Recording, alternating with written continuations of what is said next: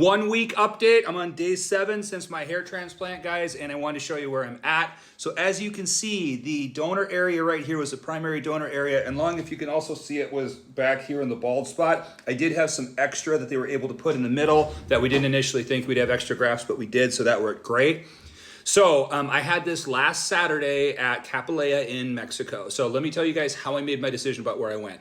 So option 1 was to go in the United States. That was like 10 or 11 grand everywhere. There's no way I could pay that. I couldn't afford it.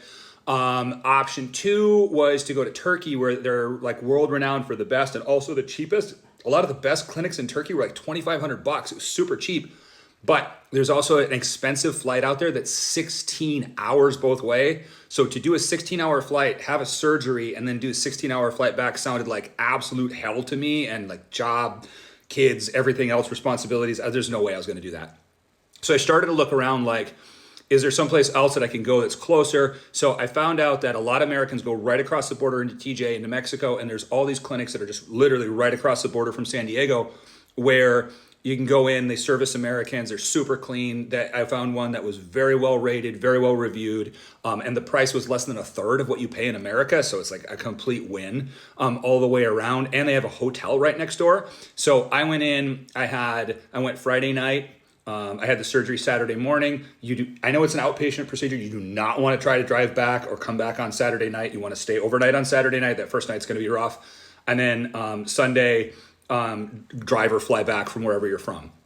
The guy that had come in the day before me was from Canada, had flown down to do it. That's how price effective this is. It's very good. They're very professional. So you have it done. I had 3,447 grafts. That's what they were able to pull from this donor area back here in the back of my head. That's healing nicely now. I had no swelling the first 2 days, guys. They told me that all the fluid was there, was going to drain down in my face, make me basically like a Frankenstein, like a Quasimodo face. But they were like, it'll subside after a few days.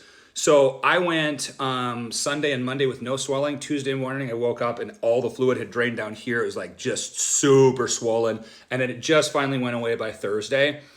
So now my head looks kind of normal, except for the fact that my head was egg-shaped already. But in 5 or 6 months, I will hopefully have a full head of hair. Also, they included with it a free capillary treatment. So that's where they do the massage, put the vitamins, all the different medications in it and stuff, so it'll continue to grow. That's what they do for people that don't even have a hair transplant. They just want to do that. But this was non-surgical. They just took the follicles out and then put them where I needed them. So it went very well. I'm very happy with it so far. And I'll update you guys again at like a month out to let you know how the progress is so far.